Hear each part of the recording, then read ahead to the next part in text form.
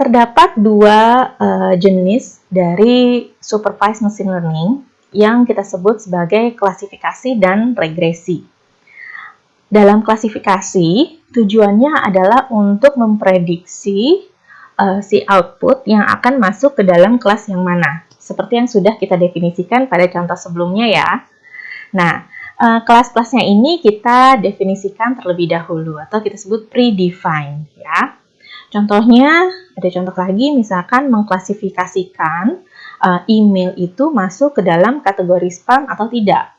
Ya, berarti kita di sini memiliki dua kelas klasifikasi atau kita sebut sebagai binary classification problem.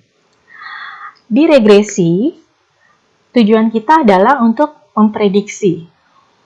Memprediksi biasanya untuk memprediksi sebuah angka yang merupakan angka kontinu ya, continuous number.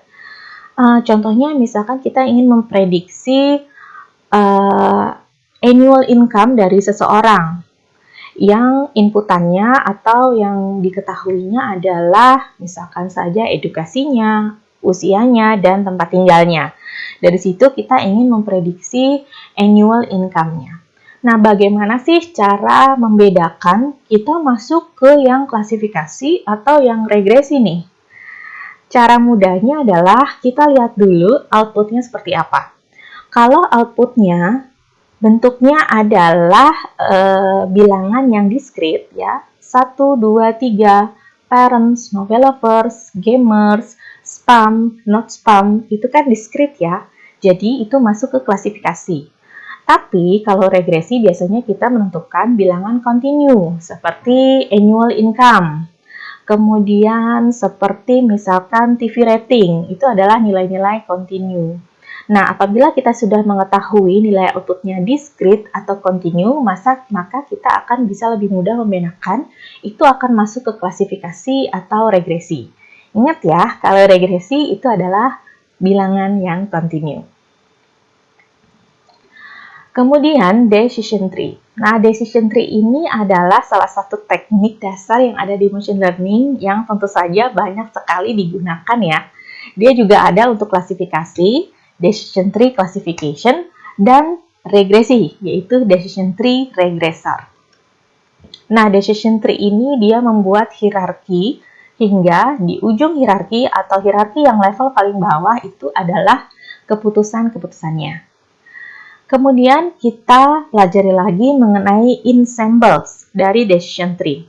Nah, ensembles ini adalah sebenarnya metode yang mengkombinasikan multiple, berarti banyak teknik machine learning di dalamnya untuk membangun sebuah model yang lebih powerful.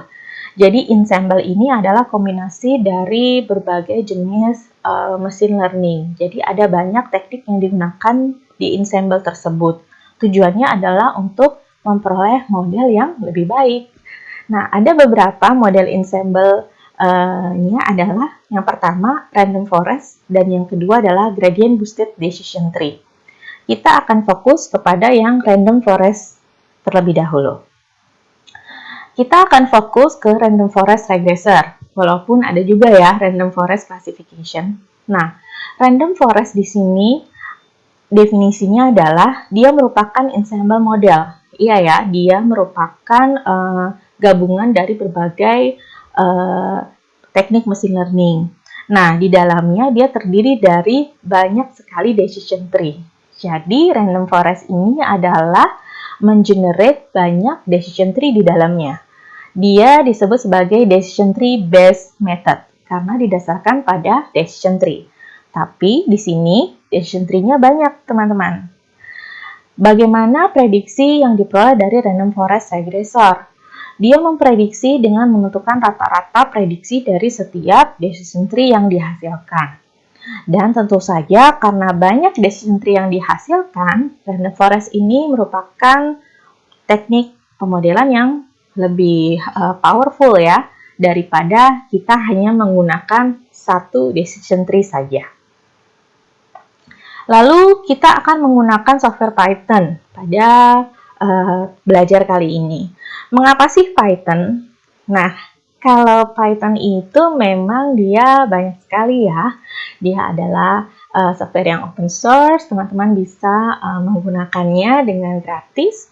Kemudian di sini juga dibilang bahwa Python merupakan lingua franca ya untuk semua aplikasi data science. Apa sih maksudnya lingua franca? Lingua franca sebenarnya adalah terjemahan dari bahasa Italia, yang maksudnya adalah dia bahasa yang umum digunakan di pemrograman.